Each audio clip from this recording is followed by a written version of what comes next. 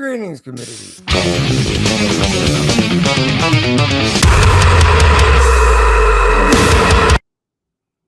I got a little happy there, but hey, I appreciate you tuning in. I'm Kevin.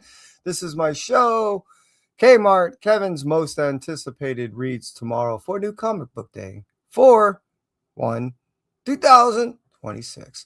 And I appreciate you tuning on in. For those of you that cruise on through, I appreciate you. And those of you that cruise on in on the live, let's take a moment and say hi.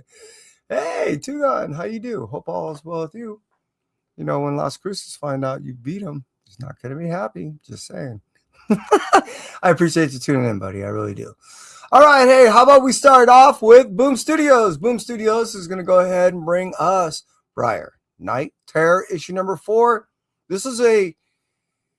This has been actually the third volume of a, I want to say almost like a 3.5 year storyline that's been going, that I've really been enjoying, but it's been going on for quite some time longer than what I originally anticipated. I really thought it was going to be a one and done. As I was reading it, I realized that this was going to be quite some adventure. Here we are in this conclusion to a long journey that has been thoroughly enjoyable, and it's been taking me back to how I recall the story originally told. So Briar not only tells the story of the Briar Rose, but it tells it in a way that's really original, and it does put a nice spin to it. I've really been enjoying it.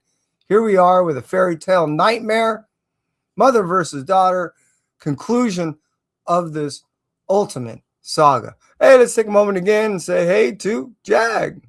Hope all is well too, brother. Appreciate you cruising on in. All right, hey, let's cruise on from Boom Studios and cruise on over to Image Studios.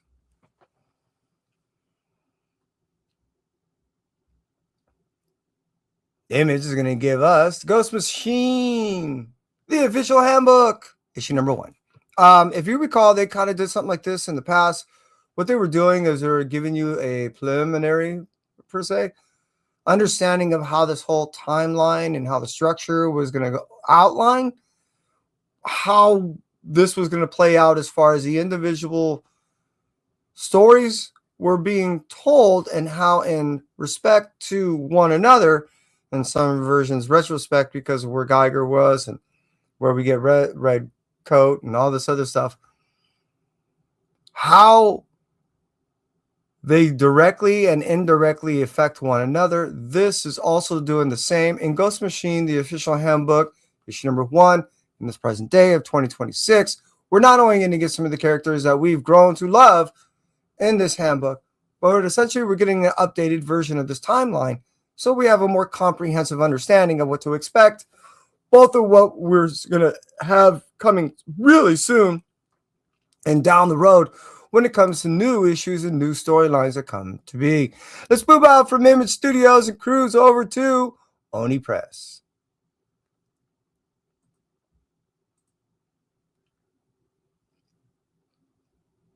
Cool. Hey, it's kind of working out. Oni Press is going to give us Murder Drones issue number 2. Along with, I think you want to look out for, if you didn't get it already, issue number 1. If you are interested, we'll go to second print, which it already has, and will, my understanding, be releasing on the same day, tomorrow, 4/1/2026. This is a story that I really thoroughly enjoy. However, the way it was being delivered was difficult for me to see when it came to enjoying it on a viewership of TV. I just dated myself.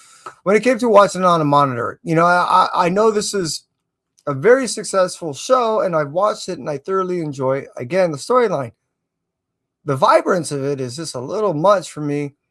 The team has done successful stuff, such as, what is that, the digital circus thing, anyways, there's the team behind this comic book has done the series, and I was, in my own opinion, leading to convincing myself that I would appreciate the storyline better as a comic. True. Definitely true. No, it's a long-winded explanation, but I just enjoy some things better in a different format. When it comes to Murder Drones, comic book was for me. Let's move out from Murder Drones issue number 2. Can't wait. And let's talk about, well,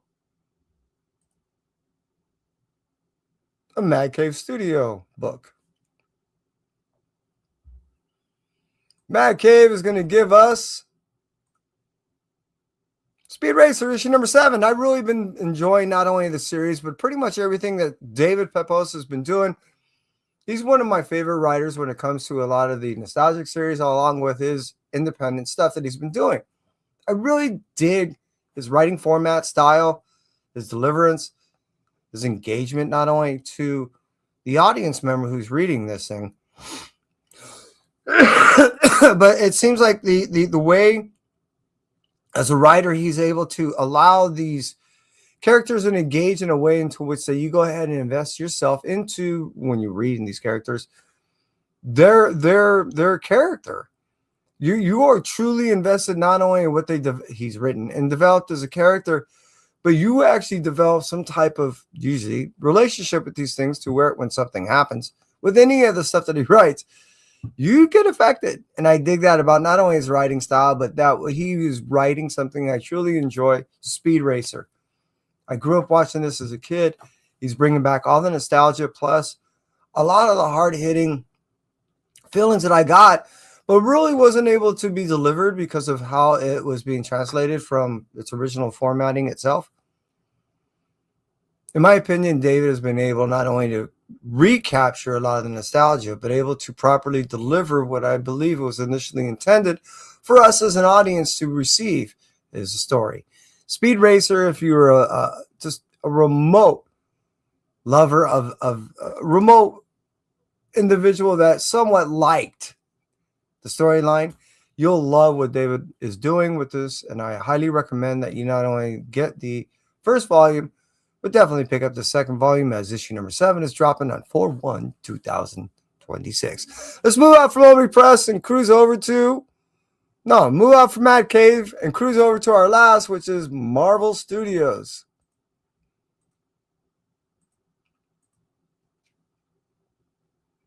There we go. Marvel's going to go ahead and bring us a few books here, and starting us off with, I'm going to try to see if I can do 2 things at once. All New Spider-Gwen Ghost Spider issue number 9. Now, I have to admit, I have not read issue number 8, and I'm a little behind. I do have a box behind me that I'm still trying to get into, as far as not only doing another show, but actually getting into reading. Yeah, I'm that far behind. And it didn't come up. Cool. Excuse me. So, I've not only been enjoying this as a series, it keeps hooking me in, and I like the direction that she's going now that she's gotten away from her old suit, had that whole fight with it, and I'm trying to see where this ends up with at the end of that. That's where I'm at, but I've been really enjoying the engagement that they've been doing and the twists that they've been having now that she's been able to somewhat succeed from her suit, but not without any reluctance from the suit itself. Just saying. Let's move out from All New Spider-Gwen, the Ghost Spider issue number 9, and talk about Doctor Strange issue number 5. I keep saying this over and over. I won't say it again. I'm just stating that now it's easy to say that now that he has the help and with the assistance of Angela, Stephen has to defend the 9 realms from being under assault, essentially. And I said it before, he just, like I said, I'm not going to say the whole thing, but what I'm going to say is that he in a way of trying to defend his title, his obligations, his duties, he put himself in considerably way more harm's way, and he's done considerably way more damage between what he did, what's going on with him and Loki, Thor, now Angela. What happened over in that? Just everything. Everything keeps hitting the fan. You know what? I just realized that Doctor Strange in the past year has had some severe bad luck. He is Mr. Schleprock of the Marvel Universe right now. He can't catch a break, and all he can do right now is do the best to not only defend himself, Angela, but the 9 realms. I'm just saying. But let's move on from that and talk about this week's Blue Light Special, which is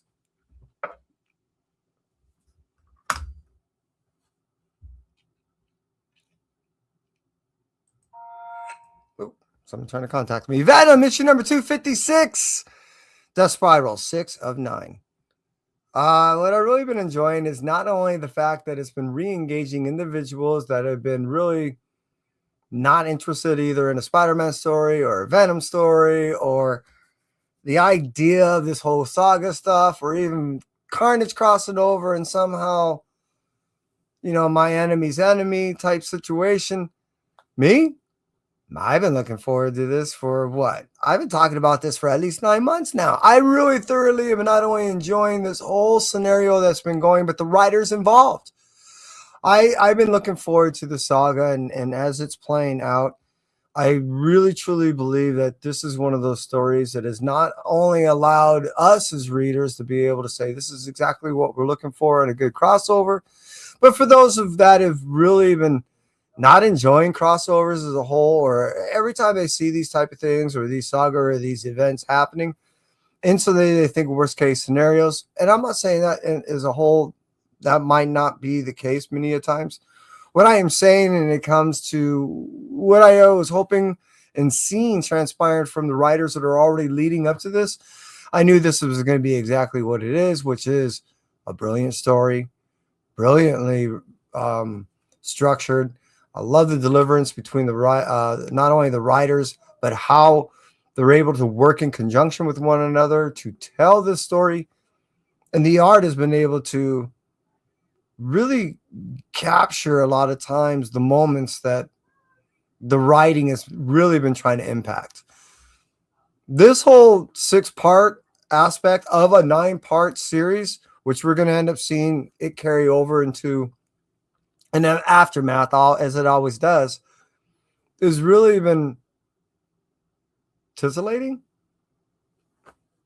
It's difficult to really give the adjectives that I want to describe something that I really had difficulties not only having the anticipation for, but the direction and understanding of where it was going. And here we are with 256. And I think a lot of jaws are going to hit the floor when they end up reading this once more, reading a nice Venom, Carnage, and Spider-Man story. For those of you that cruise on in, I appreciate you, Agu. Thank you. Jag. And look at you two gun beating everyone out.